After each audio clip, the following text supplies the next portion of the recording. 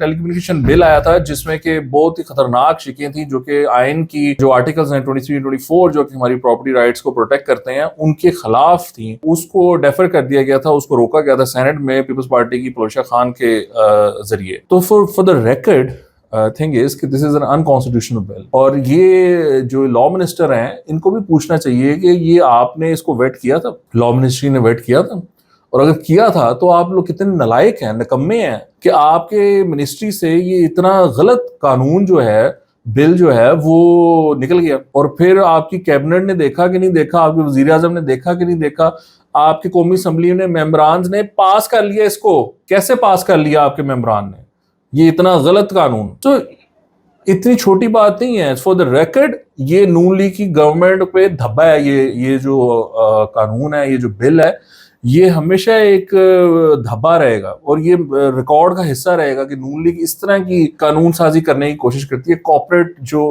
Interest ہیں ان کو سرو کرنے کی کوشش کرتی ہے, بجائے اس کے کہ آپ عوام کے انٹرسٹ کو دیکھو کہ عوام کے انٹرسٹ میں کیا ہے.